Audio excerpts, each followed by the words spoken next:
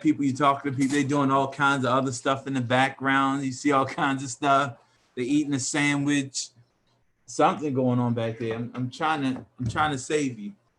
What are you doing? I was looking for something. See, that's why I turned my video off. See? Oh, what a week. It's been really interesting. Yes, it has been. It has been really interesting. It's been a great week.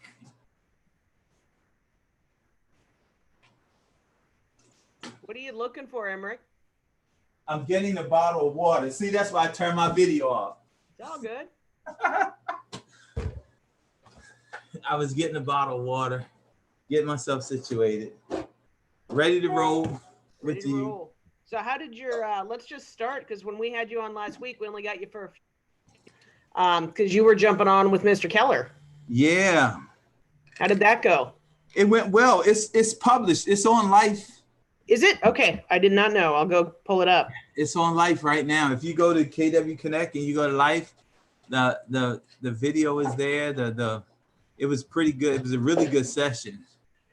And I don't know if everybody on here, how many people do we have right now? We got a small group. We only have 12 on the Zoom, but I know it was after that because I texted you about what was happening on the Bold Pivot page. Yeah. Wow. And so for anybody who doesn't know, and I'm not going to go into detail, but the Bold Pivot June page blew up with a whole lot of racist sentiment last week.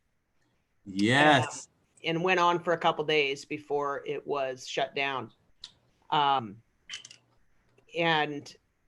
I think there's going to be a lot that comes out of that. It's fueling some of the conversations right now with the diversity task forces. I know that. I know some other things have happened.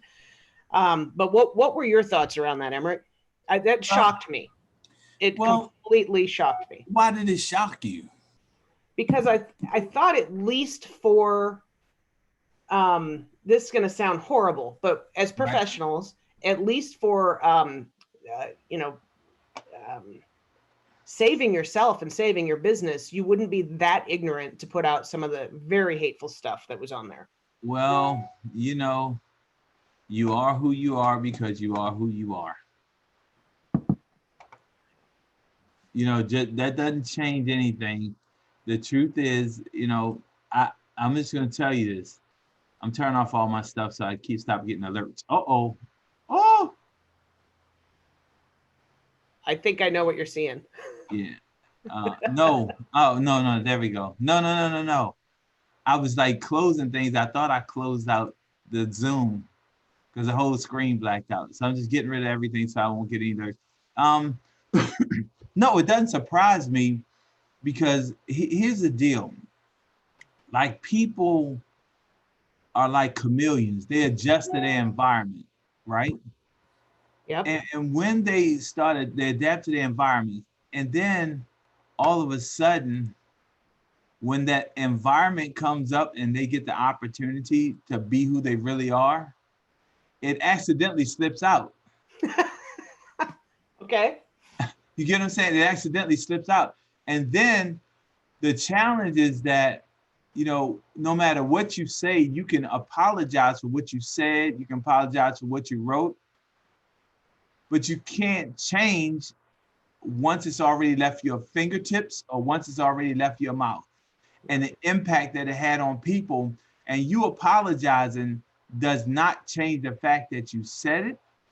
You just have to pray for grace and mercy that the people who received it are willing to let it go past.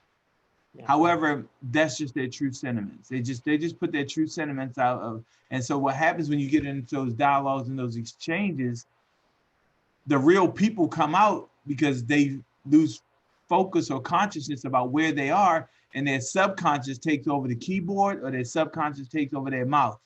Yeah. And the real them show up. The real person show up. Let me put it this way.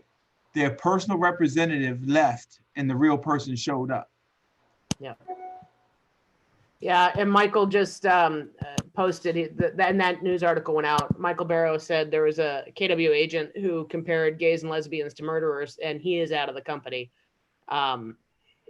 Beyond just the hatred that was in that, if you go and check out his actual social media, I don't think that gentleman was stable in any way. So, yeah, he just slipped out. And I, for one, am going, great. I'm grateful you just showed me who you were. Now I know who I can avoid. Exactly. And then so, sometimes, we just, in our observation of people, we just have to shut up in color and just let them tell who they really are. Yeah. Sometimes you won't get it in a normal conversation.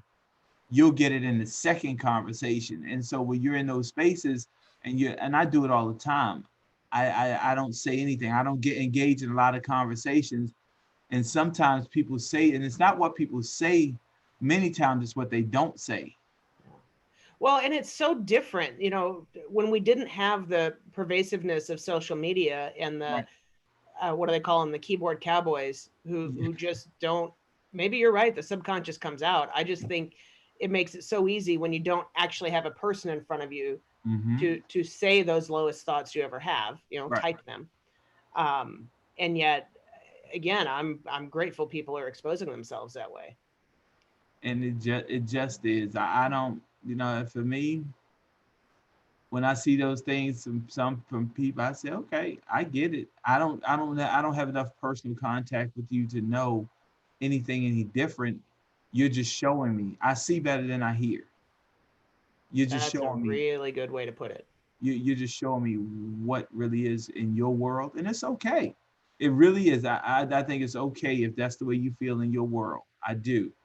I just choose not to invite you to my world. And so here's a question that just popped up, and it's related to what you're saying. And this is Melinda, who's in my office. Okay. And by the way, Melinda, I think this is a great question, and it's something that I'm working through right now too. So she says, this is something I'm struggling with. People I view as colleagues or have done business with, and am now just seeing who they really are.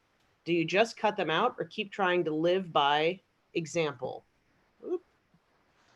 Well, keep trying to live by example and basically hoping that they'll grow.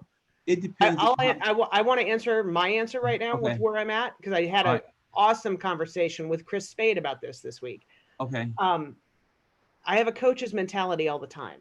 So I am going to attempt to open a space for dialogue and learning.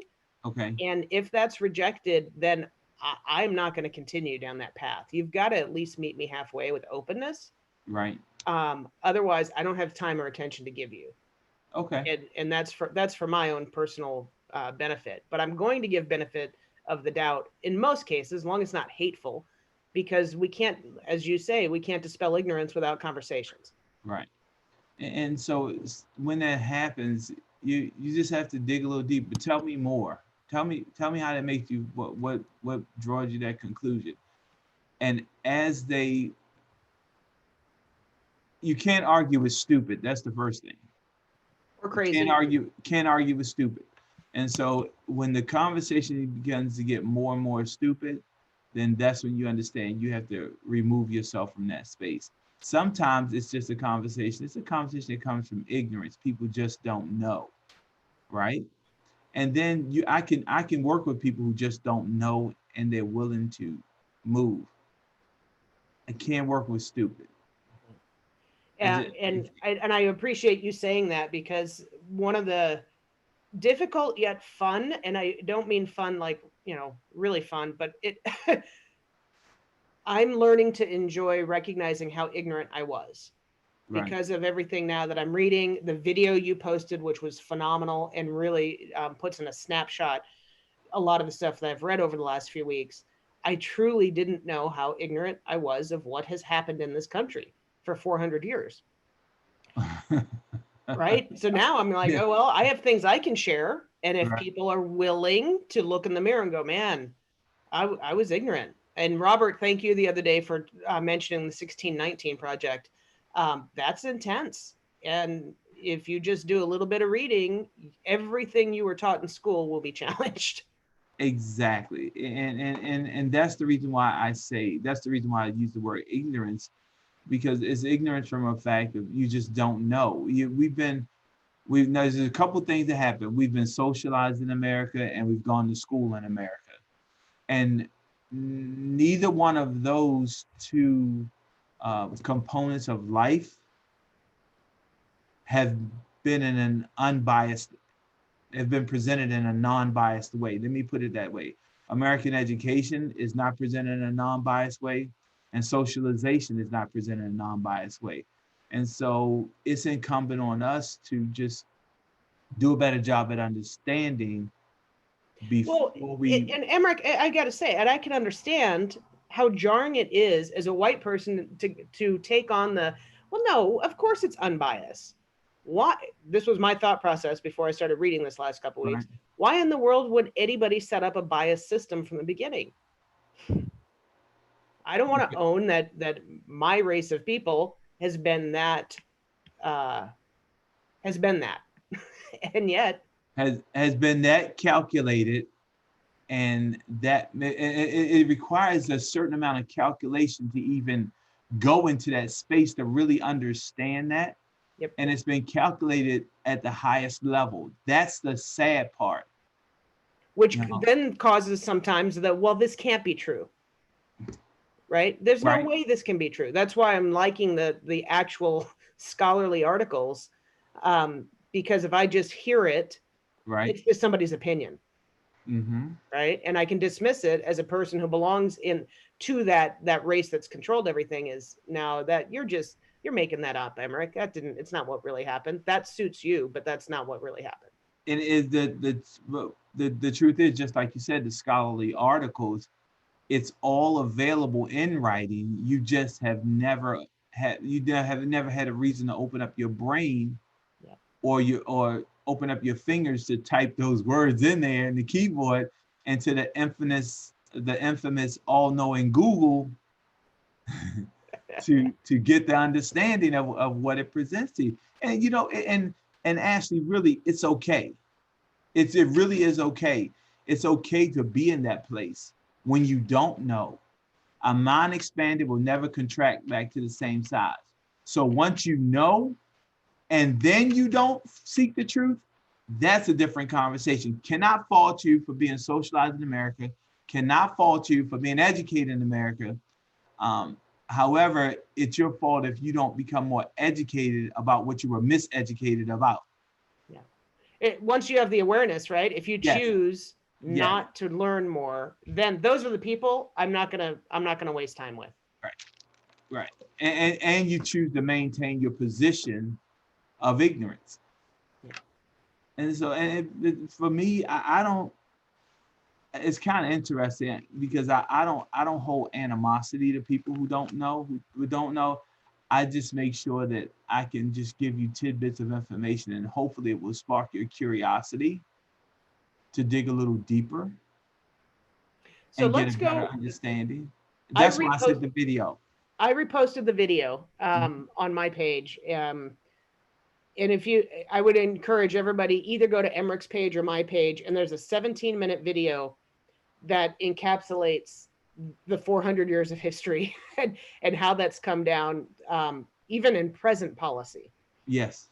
And it's shocking. It's digestible. It's not hyperbolic at all. You can really take it in, but it's shocking to see how things are still set up. You can't untangle. You can't untangle that web. You can't, or you can't overnight. I'm hoping we can. I don't believe in 3 lifetimes you can untangle that. I don't believe it. I don't believe that it'll be your grandchildren, it'll be grandchildren's grandchildren to untangle that. Because number one, you have to be willing to rewrite so much of history. Now, the other thing is so many people have to be willing to unlearn what they've already learned. And then you have to seek new habits of things that you did. And then on a subconscious level, it has to be brought to your conscious mind so you can even correct it. Yeah. That's deep. That's deep. And I don't want to get into it, but it's like the power structure agreeing to concede power. It It's is like exactly what it is. it's like the Democrats and the Republicans saying that they're not really going to seek they're not going to, their actions will not be focused on getting reelected. Their actions will be governed by doing the American public right. Now, wrap your brain around that one. So, and that's just that's the way it is. And over time, well, that's it. It will happen, but and again, I think we are at a very unique time right now where the consciousness has been elevated enough. Yes. We might see a little bit quicker progress, but you're right, and there's a lot of undoing to do in relearning. And I love this. That we have more comments this morning than we've had in the past. There are a lot of us willing to do the work, which is awesome. And we need to enlist more. Right. And let me. I'm going to say this in a non. It's just not. I believe that the biggest change will occur when the religious sector embraces this. You're probably right, because it's so, the religious sector in the United States is so pervasive. If they would stand up and make this a point, we would get there faster, for sure. So, and when we start having this conversation about moral compass, just food for thought. I mean, I'm not,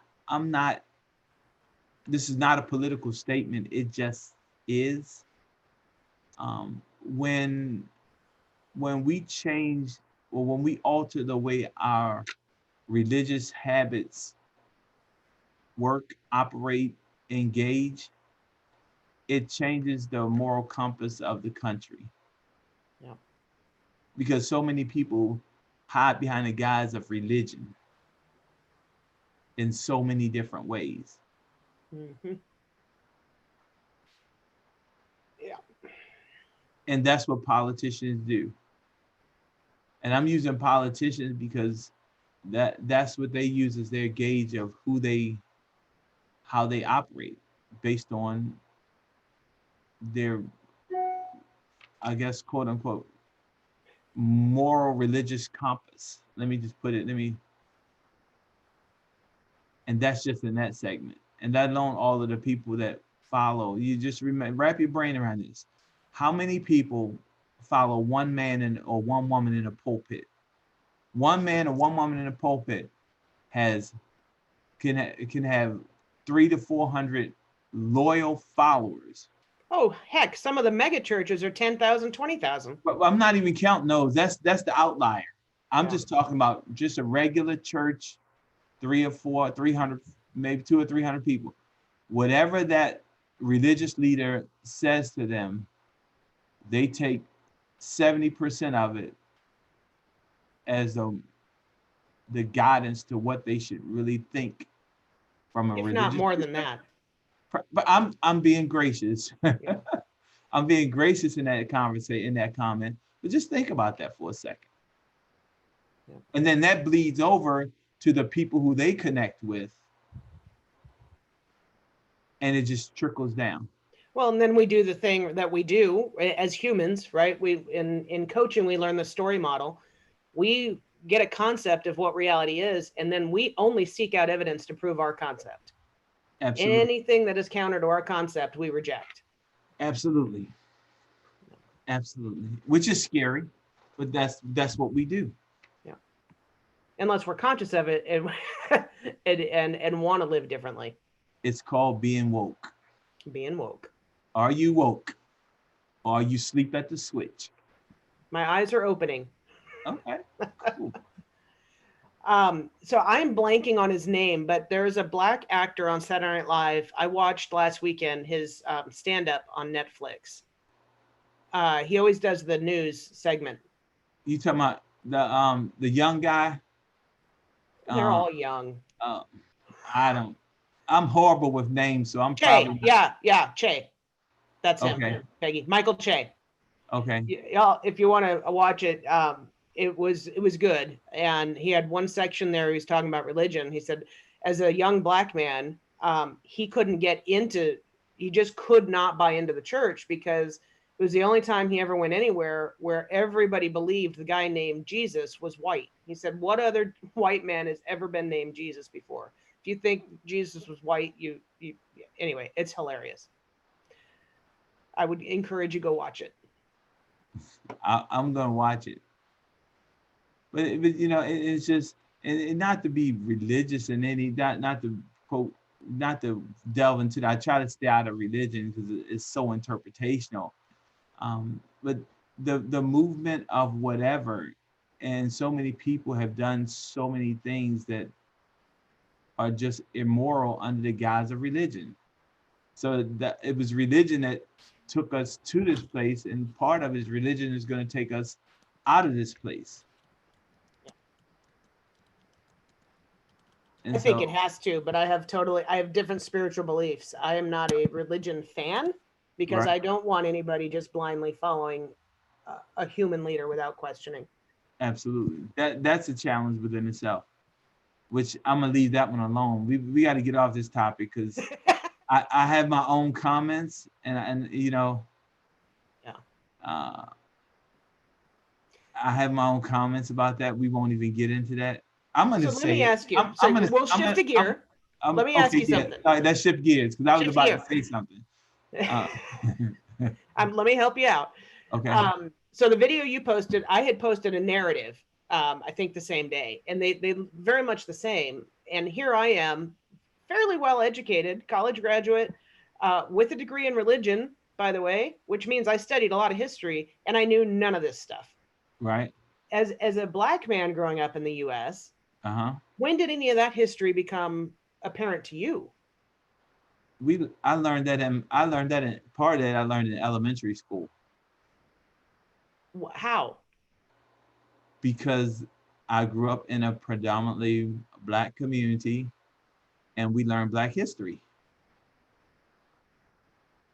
That So was a even part of then, because we're about the same age, even then there were No, I'm older than you, thank you. yeah, you know, this wasn't the you were in school in the 70s and 80s, right? Yes. So even then, were there printed books with his? I mean, this sounds. I feel like an idiot asking this, but were there printed books to go over the actual Black history that you were exposed to? Yes, there were. There were So some yes. that infuriates me because we didn't have access to that. It obviously, if they existed, and this isn't just a last 10-year push, Mm-hmm. it was absolutely intentionally kept out of my schools. No question. Out of many schools, we had books there. If you go through, you would be shocked at just the sheer number of things that were invented and created by black people that doesn't show up anywhere. And so the conversation about that is, you know, if you put a people in a place where you show that there's no significant contributions to society, then nobody will believe that they have ever contributed anything to society, which really means why should society even recognize them as a valuable option in society? Right. Now, let me put this a different way. There's so many different things so many different functions in American life that were created by black people because, quite frankly, a lot of them got tired of doing the damn work, so they had to figure a way to make the work easier, and they invented so many different objects, tools, machines to make the work easier.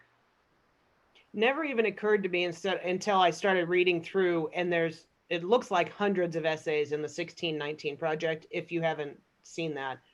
And as I started going through them, the first author actually details a lot of that. And I just went, oh my gosh, it's crazy to me that when many of the first African slaves, African people Right. captured, brought over as slaves, when they were put on plantations, Mm-hmm. um, they actually taught the white owners of that land how to grow rice Yeah.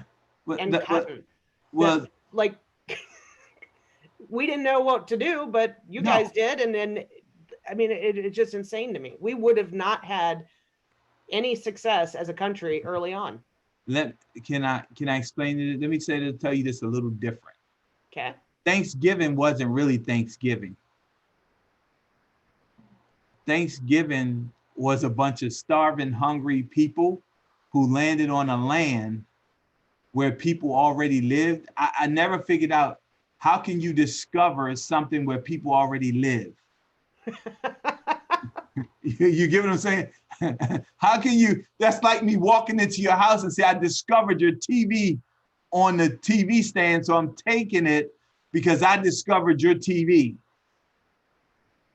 But anyway, and so even in that space, Thanksgiving wasn't really Thanksgiving. Thanksgiving was really a bunch of starving, hungry people who fell on landfall and were destitute.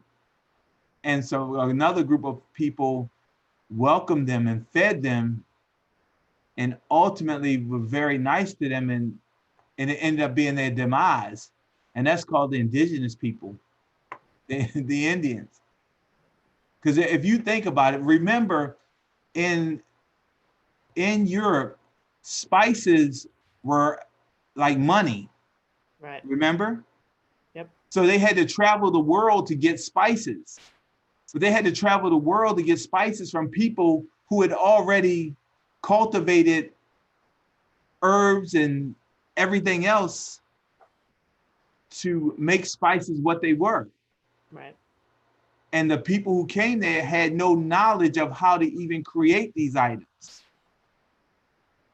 You see where I'm going with this? And so those people came and we want what you have. We don't have it. So we're going to make you make it for us. Mm-hmm. And then we'll take it back as our commodity back where it's really a form of money, because herbs and spices were a money. They were money back during that time. But anyway, you get my drift. Absolutely. Now, and related to that, on Monday I had a gentleman on this call named Hubert Beatty, and he and his wife are in Kansas City. They're a biracial couple. What I didn't know prior to that call was before real estate, he had 4 years in law enforcement as a cop, but then went into corrections and was in corrections for a long time. And he's a black man, and very soft and gentle. I was surprised he was in corrections. Yet he confirmed what I've been reading, which is so many of our American companies get the advantage of using convict labor, another way of saying slave labor, for nearly free in all of the massive prisons across the country. And he was at Leavenworth. And he named some of the companies that literally had their production facilities in the prison. Mm-hmm. It's been like that. When you go back to the video, remember, the slave owners rented labor from the states, from convicts who were considered derelict and didn't have a place to go, so they arrested them under vagrancy laws and rented them back to the plantation. Hasn't changed. The 13th. Oh no, that's where I first saw that. I just had not met somebody who existed in that prison complex, and hear it from his perspective on Monday. Yeah. I mean, and that's why, like, sometimes I say nothing about the things that I hear surprise me. It just doesn't. Because of my exposure level to so many things, and it's unfortunate that my innocence has been stripped from me. That was a joke, actually. Well, in so many, I've had over the last 5 years in lots of different circles, I've had Right. that thought of, man, it was so much easier to be naive. And we, meaning the people who choose to be on here, the 20 that are on here right now, we don't have the option anymore to say it's okay to be naive.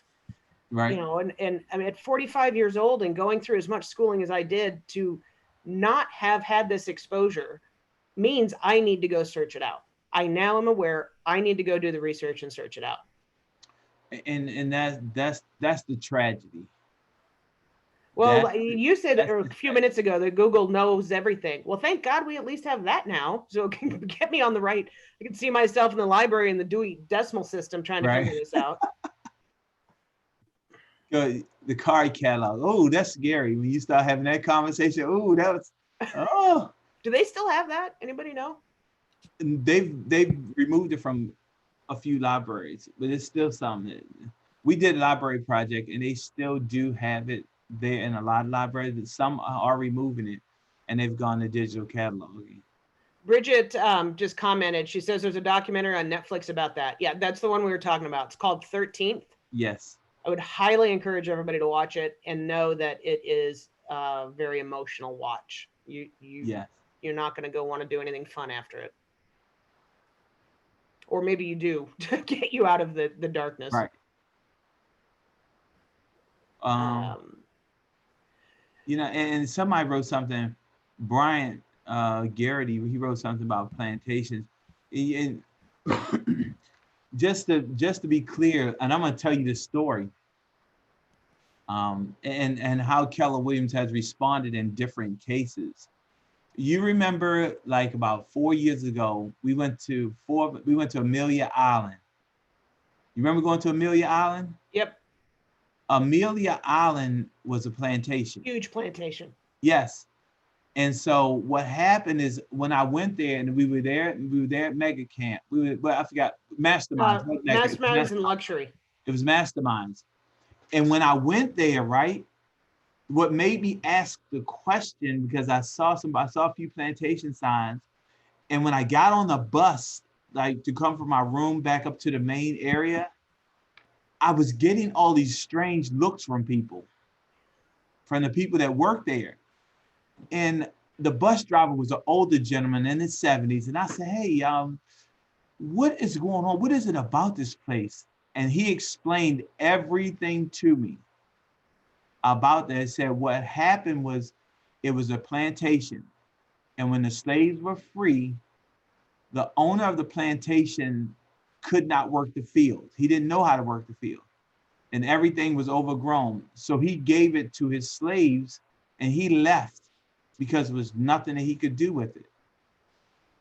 Then he went on to say that the way that this became a resort was because the Black people owned beachfront on the ocean. And probably the only place in the country. Right. And white people had beaches were on the river inlets. So what they did was they poisoned the Black people's mules so they couldn't work the land and they couldn't pay the taxes. And so they could come and take the land back, and they could have the beachfront, the ocean beachfront instead of the river ocean front. And he told me about that, and he went through that. I was like, wow. And the reason why they were looking at me so strange, because they were not used to seeing Black people as guests at that hotel. Sure. That's why the other Black people were looking at me so strange, because they weren't used to seeing Black guests at the hotel. So what happened was, after I got the story, and I don't visit plantations at all. I just don't. There's nothing that inspires me as a Black man to want to go to a plantation. Matter of fact, I canceled my reservation to.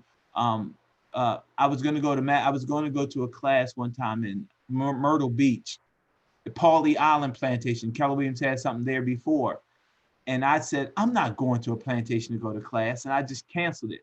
I'm not doing that. And then when I came here, I didn't realize what it was until I got here. So I pulled up Ellen Marks, and then I pulled up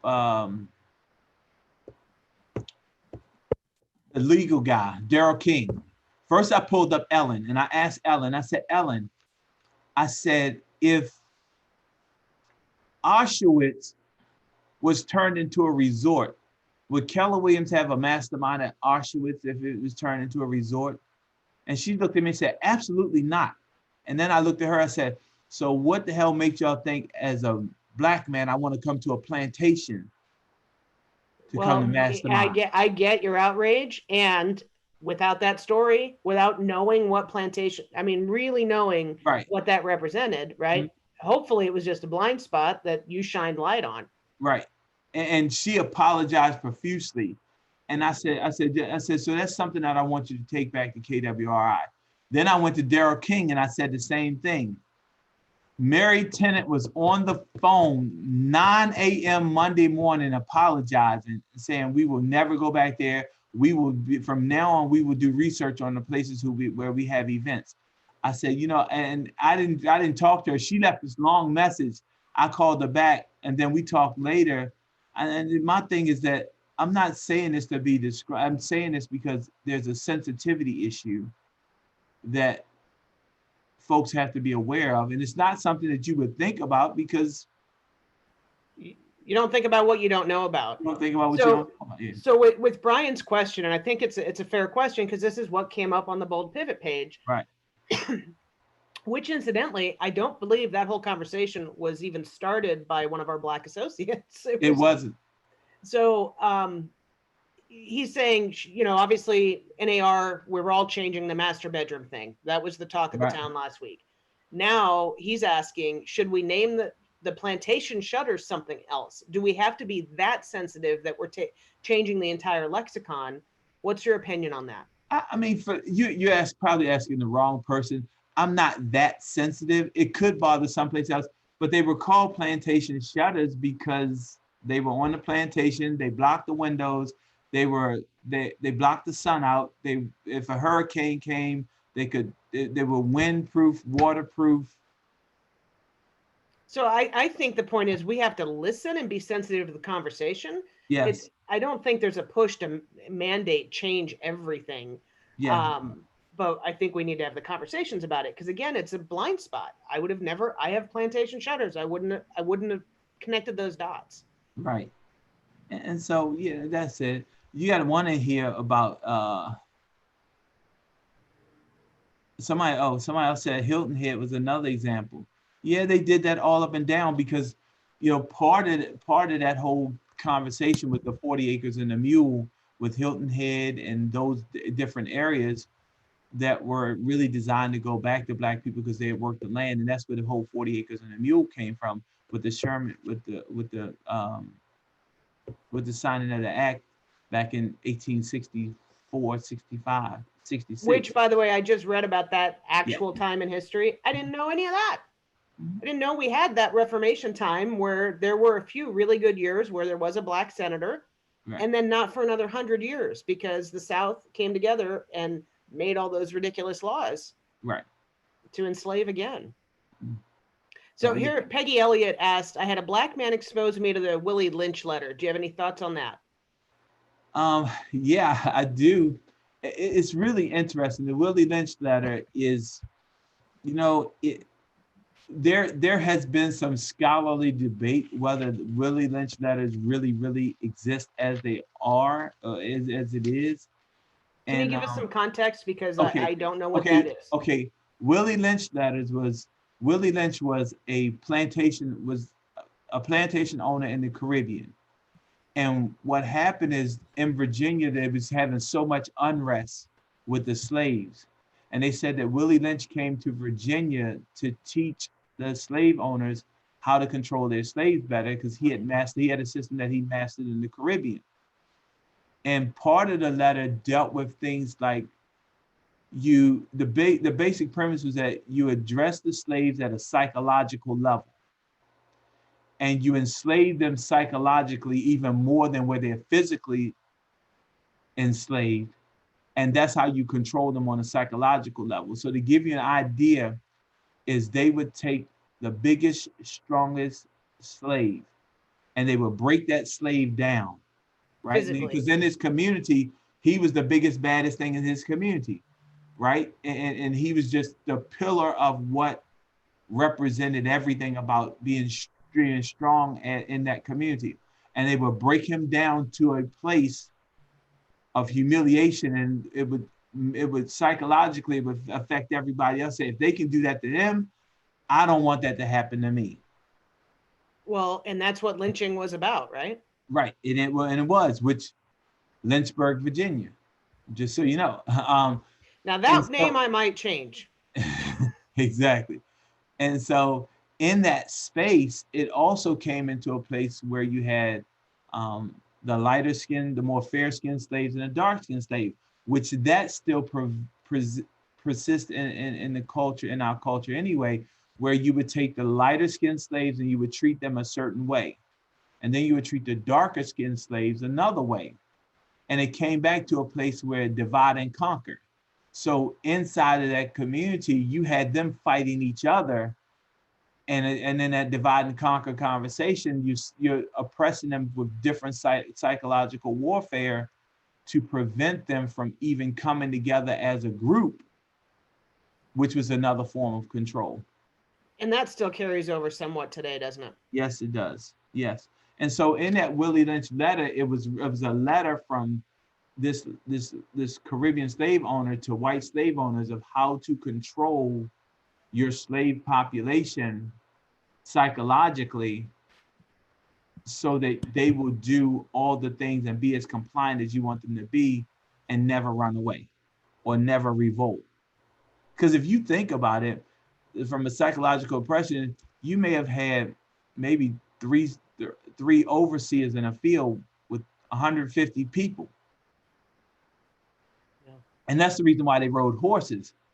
Because I don't know if you noticed or not, mounted, they've done psychological tests that a a man mounted on a horse can control 50 to 40, I think it's like 40 to 50 people, at least 40 to 50 people, because the psychological effect of being so high raised above them, Mm-hmm. On that an it makes animal, you, on a it large makes, animal. right, and it makes you feel oppressed.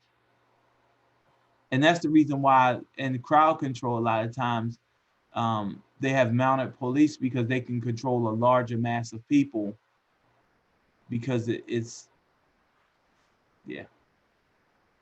Crazy, crazy. I will say from my perspective in reading, and I really do appreciate all the comments that are coming in on the chat box, and everybody's getting more uh, participatory, Right. because it is going to take us all together. And I was telling a gentleman this morning, last week, it was my birthday, and I knew I'd have a little bit of grief over having my first birthday without my grandma. But the grief that actually hit me last week was knowing we have to confront all of this and how ugly it is, Mm-hmm. and how even in our families, and then in our market centers, and then the company, the country, there's so many layers that um, there's going to be a lot of grief as we go through this. And I think for people who do, to use your word, get woke, grief and shame, but we've got to move through those stages quickly. Yeah, In my opinion.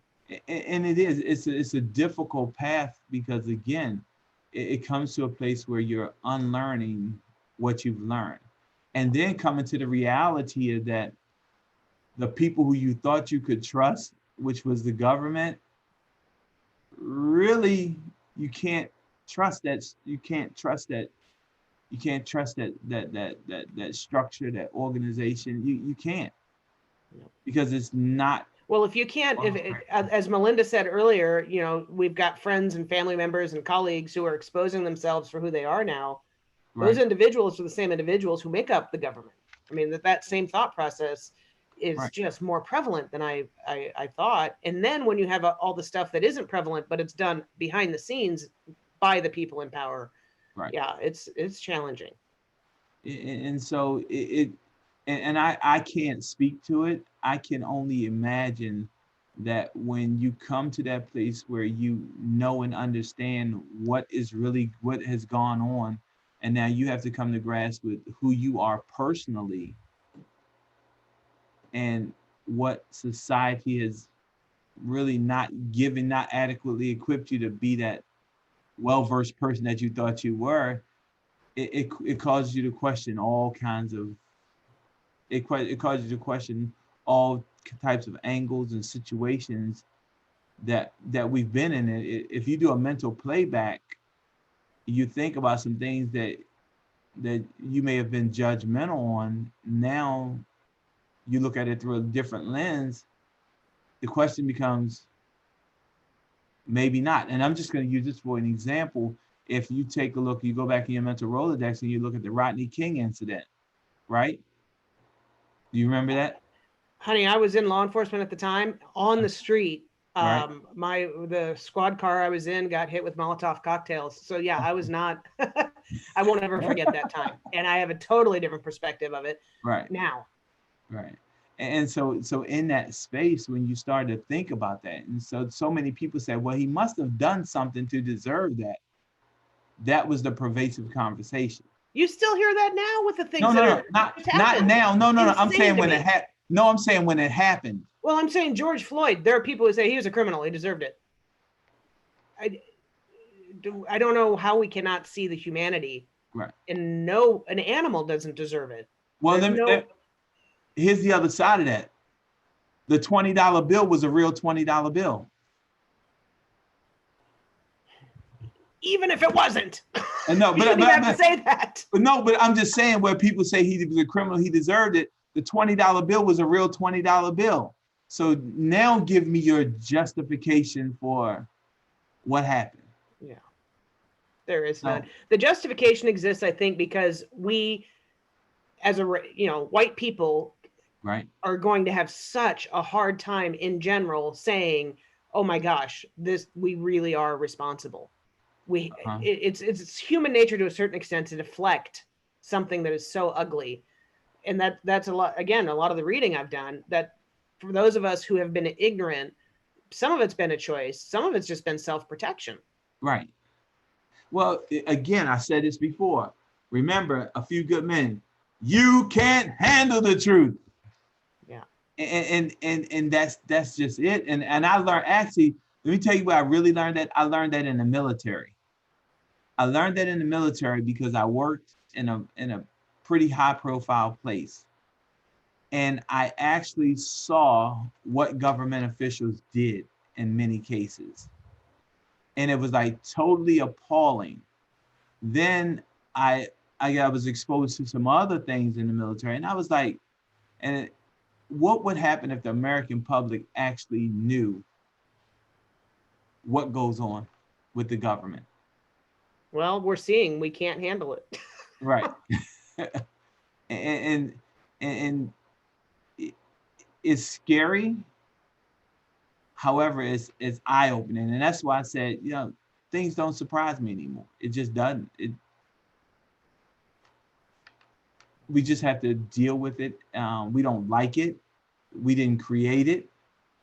And just, even, and I was thinking about this today on my walk, even as Black people, we may not like the way that we came to America.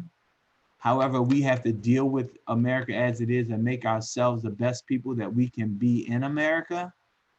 And then we have to put a certain amount of faith in the system and the people around us to believe somewhere that as long as we do the right things, some of the right things will happen for us. Yeah. Does that make sense? Yeah. Even if we do all of the right things, everything is not going to happen for us. Let me make that clear. But if you do enough right things, enough good things will happen for you to help push you to a different level. And then I believe that it's incumbent on you to make sure that you share that with other people and pull other people along with you on your journey. Well, and that's when you were saying that, I went back to your comment that it has to be hyper local, right? For those of us who are stepping into this process to become woke, and to, the chat box today, we have a responsibility, whether we choose to say silent or not, when we're responsible now. And I think we need to lock arms and help each other through this on both sides. And again, Emerick, I am so grateful for you giving me the opportunity to work through a lot of this. Um, and having the willingness not to say, you just dumb white bitch. You didn't, I mean, I've gotten that from people who don't know me, right? Right. And this goes back to my conversation with Chris. There's no way you can help somebody learn anything if you lose the ability to influence them. Right. So if I had reached out to you and you just, treated me like I was a lost cause, I wouldn't even be on this path to now learning. So for me, it's important for everybody to know we may get triggered. I have gotten very triggered by a lot of conversations I've had in the last few weeks. Right. Then I have to learn or remind myself to get back to neutral, because if I come back at you and say, well, that was an absolutely ignorant thing to say, I lose the ability to influence you. I lose Well, the ability to teach you as soon as I make you wrong. right. Well, let me give you another. Let me give you this a different way from my perspective. You came to me and you asked me to do this, right? Yeah. Out of my love, care, and concern for you and who you are, I couldn't refuse it. In our relationship, in the strength of our relationship, and just if you're that eager for knowledge, it's my responsibility to make sure that we can have a great, meaningful conversation, and I can sit with you and dispel or help you understand things better from my perspective, unplugged, because I'm not, I wouldn't have been willing to do this to sugarcoat it. And, No whitewashing. no, none. Maybe that's It, what we should name this. I joked with you via text. This right, is ebony and ivory, but maybe it's the no whitewash zone. right. And that's cool. But I just couldn't do it. If you reach out to me, I'll sit and I'll talk to anybody, as long as you're willing to be open to both sides of the dialogue, as I am. Uh, that's just I'm I'm just wired that way, and I believe that's my responsibility. But you even said you weren't always wired that way. You had a little bit more militant reaction earlier in your life. Well, let me tell you like this: I had more militant reaction. However, it was militant only because of the way that people presented things to me. I've always been willing to have the conversation. Okay. But you can't come to me and tell me that your way is right because that's what you've been taught. Because you haven't been taught the full spectrum of everything that surrounds the situation. So you can't put people in a bucket or in a barrel based on your limited amount of information and education. Well, and that's the first point of awareness I think most of us have to get to, right? Right. Had we had this conversation last year, I would have said, are you kidding? I got my degree in history. I know what's what. Right. And so you wouldn't have been able to convince me, right? We know what we know, or we think we know what we know. So let me put this into context. I will never forget this day. I was in Okinawa, Japan. I was talking to one of my supervisors. His name was David Meyer. That's a very white name. He was from Michigan, right? And we were going through this dialogue, and I was making an attempt to explain to him about the newspaper and how the newspaper is biased. This was back in 1987. I was making an attempt to explain to him how the newspaper was biased. I said, read this article. And it was an article about someone who robbed someone. And the article said the black man about 8 times in one article, right? The black man, the black man, the black man. I said, that's how you know it was a black man that committed this crime. Then we went to another article and I showed him, I said, this was a white man that committed this crime. He said, how do you know? I said, because they never mentioned his race. Yeah. And he said, and we had a big debate about this. And I said, listen, Dave, here's the things you have to understand, that you are wrong about what you're saying. He said, no, I'm not wrong. And this is the craziest thing for me. I will never forget this guy. He said, I'm not wrong. I stand corrected. Yeah. I think it was on Facebook earlier today. I read something. When did we, as a country, lose the ability to be wrong? But you get what I'm saying? When he said that, I understood where the white superiority came in. He could not admit to me that he was wrong. He had to tell me that he stood corrected. Yeah. He couldn't admit, he couldn't look me in the face and say, I'm wrong. He said, I stand corrected. Well, if you stand corrected, then that means in order for to correct something, it wasn't right in the first place, which makes it what? Well, Wrong. remember, I know you've heard Diana say this. People have two things they want in life: to look good and be right. Be right. Yes. And as soon as you, as a leader or as an intelligent adult, get okay with being wrong, your whole life opens up. Oh my gracious. All right. You know what I call it? I tell people all the time, I'm in therapy. I'm in never-ending therapy. Every day I come out, I'm in therapy because it's something that's just not right that I have to correct. And somebody's going to help guide me on that path. And when they guide me on that path of what's wrong that I'm trying to correct, that's therapy for me, because first off, when you go to therapy, you have to admit you have a problem. Yep. You have to admit that you're wrong. And it's just therapy. And I tell people all the time, I'm in therapy. I'm in therapy. Because if we look at ourselves, we have so many things that are wrong. No matter how great we are, we have a bunch of things that are wrong with us. And we just have to figure out. I say it a little bit different. I say we all have our layers of damage. You don't get to be an adult in the United States without damage. That way, to me, there's no negative judgment to it. Right. I like wrong, that. You can have some negative judgment. But yeah, we have our layers of damage. Just acknowledge it. And if you've held in but how often? I mean, I'm not a parent, but I know if you've got a 5-year-old or a 10-year-old or a 15-year-old, they're going to lie before they even admit they got something wrong. Right. Right.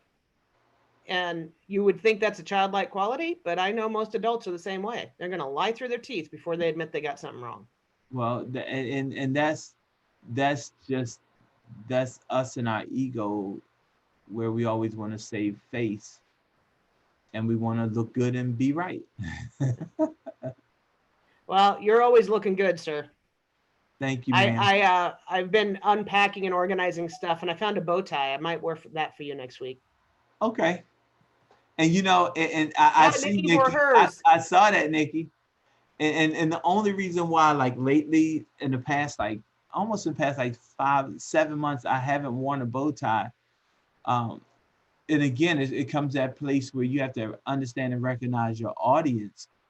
Most of my agents here in my market center now are younger. They're under 40. It's like the under 40 crew is coming in strong and hard. And so I stopped wearing a bow tie as much so I could be more relatable, because they see the bow tie as a barrier of formal structure. So as we're walking down the sidewalk, they see me from 30 feet away. I appear to be more approachable, and I'm just not Pops with the nice looking bow tie. Pops. I'm just Emerick. I'm Emerick, who's approachable, and I take that barrier away because they've gone to the more casual frame of mind. And so I stopped wearing a bow tie as much because I want to be more relatable and to be able to break as many barriers of communication down with that group of people, quite frankly, to remain relevant enough for them to listen to from an eye level and not where it appears as though I'm looking down on them. That makes total sense to me. And I loved that you posted your pictures yesterday. I'm going to do the same. I'm going to go grab my first team leader card. Right. 2005, put it next to my current headshot. Oh, you know what I did? Gray. I said, I on that picture, I meant to change it. I said, knowledge, wisdom, and gray. The part that I left out is 35 pounds. So I did pick up that baggage too. Yeah, it happens. Peggy wants to know, what are you reading now? Well, it's interesting. I am not a book reader. I am a excerpt reader. And when I say an excerpt reader, I take parts of books and I read parts of books, because every time when I read a book, when I read a book, probably I found that 40% of it is filler. It has no, I mean, I just don't get it. So I've focused a lot more on reading the things that are going to move the needle and get me to where I want to go. and try my best to leave the fluff out. So do you subscribe to any of those? It's like Cliff Notes, the services that give, yeah. I do. Now, what I can tell you, one of the things that I'm really, I am going to read. I just downloaded. I'm an Audible person. Is Profit Matters. I'm going to dig into Profit Matters because I keep hearing people talk about it, and in this day and age of where we are with business. Are you talking Profit First or Profit Matters? First. Profit First. My fault. Profit First. Profit First. Because profit does matter. Profit first. And so I just want to dig into that because I've heard so many different things about Profit First. And so that I will read the entire thing. And the other book that I go back to, even though I've read it from cover to cover, it was actually kind of interesting. The first book I've ever studied, I never studied The Millionaire Real Estate Agent. I read it, but I never studied it. I did study the one thing.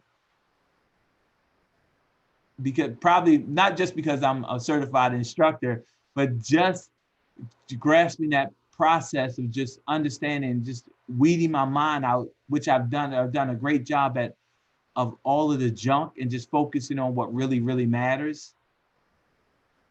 And I absolutely love that book. I absolutely love that. Other books I read and I look at this. I know this might sound kind of crazy.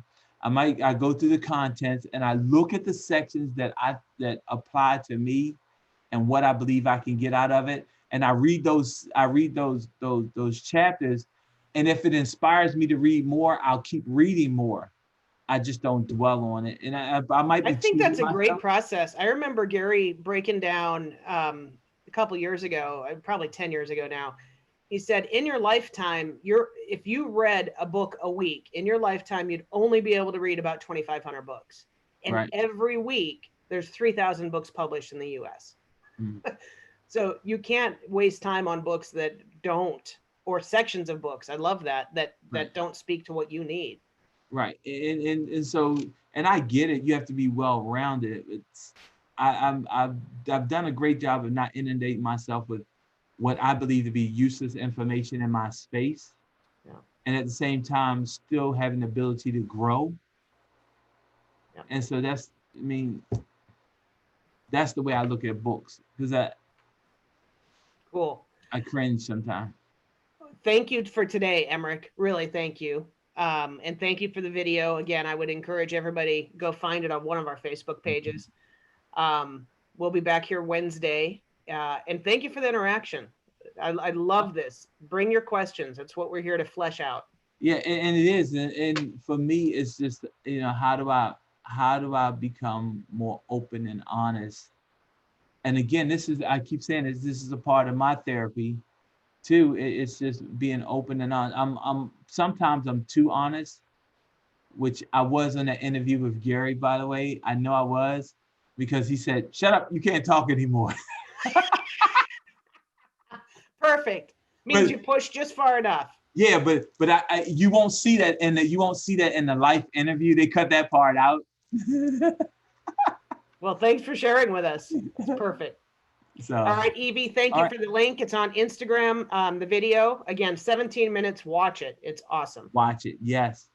All right. And thank you. Have a great week, guys. Great week. Yeah. See you later. Guys. Be safe. Yes.